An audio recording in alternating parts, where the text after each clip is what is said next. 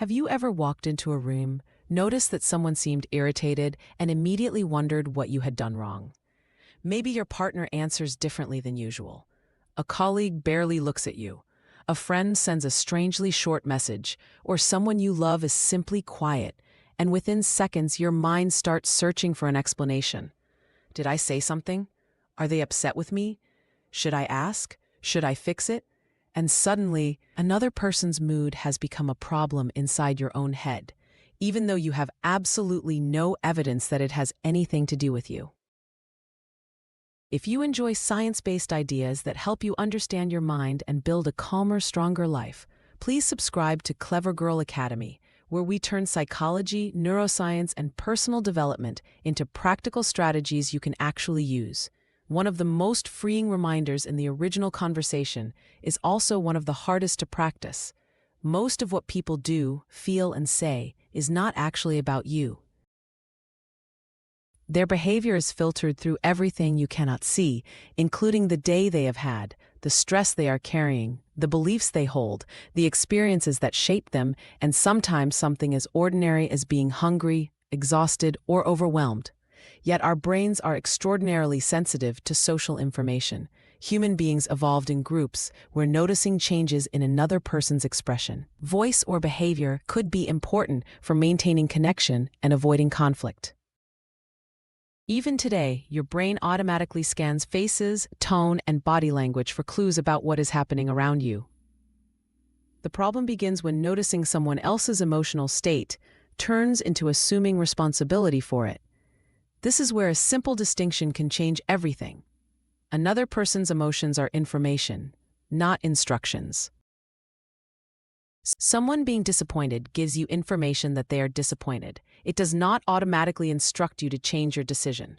Someone being angry tells you that they are experiencing anger. It does not automatically mean you have done something wrong. Someone becoming distant may be worth noticing, but it does not require you to immediately create 10 explanations and choose the one in which you are to blame. Think about how much energy disappears when every shift in someone else's mood becomes something you need to investigate, manage, or repair. You are no longer simply having your own day. You are emotionally monitoring everyone else's day at the same time. Learning not to take everything personally does not mean becoming cold, detached, or indifferent. It means creating enough psychological space to remember that other adults have inner worlds of their own. They are allowed to have difficult emotions without you rushing in to remove them.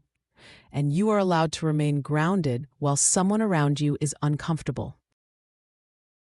Sometimes the most compassionate thing you can do is simply let another person have their experience, without turning it into a verdict about you.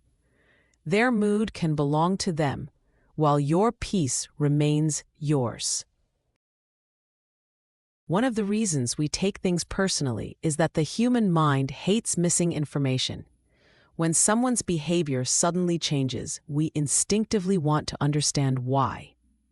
If a friend becomes distant, a colleague seems irritated, or someone does not respond the way we expected, our brain begins filling in the gaps, and because we are standing at the center of our own experience, one of the easiest explanations to create is that somehow it must be about us.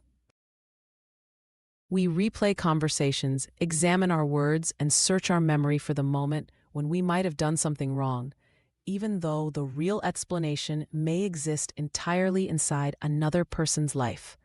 This becomes especially powerful when someone actually criticizes or rejects us, because then there is something concrete for the mind to grab onto.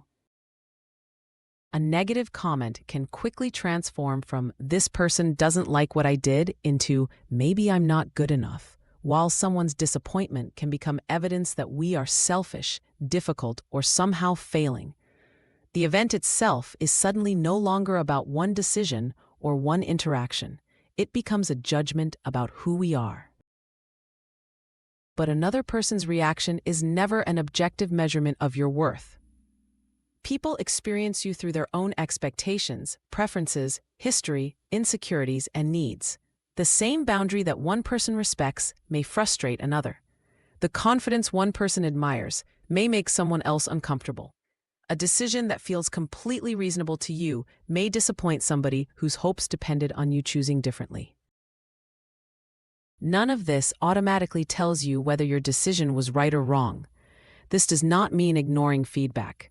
Sometimes criticism contains something valuable, and emotional maturity includes being willing to examine our behavior when necessary. The difference is learning to evaluate feedback rather than absorbing it. You can ask yourself whether there is something useful here, whether you acted according to your values, and whether you would choose differently next time without turning another person's opinion into your identity. Imagine holding every comment you receive in your hands rather than immediately placing it inside your heart. You can look at it, consider it, and decide whether it belongs to you. Some feedback deserves reflection. Some deserves a conversation. Some may reveal something you genuinely want to change, and some belongs entirely to the person who handed it to you. That distinction becomes especially important when you begin setting healthier boundaries, because the moment you stop automatically pleasing everyone, somebody may eventually be unhappy with you. If your peace depends on nobody ever being disappointed, you will spend your life adjusting yourself to other people's expectations. You are allowed to be thoughtful without being endlessly self-questioning, compassionate without becoming responsible for everyone's reactions, and open to feedback without handing strangers, colleagues, friends, or even people you love the authority to define who you are. Their response may be worth hearing, but your identity was never theirs to decide. Perhaps the real freedom in not taking everything personally begins when you accept something that can feel uncomfortable at first. You cannot control the version of you that exists inside someone else's mind.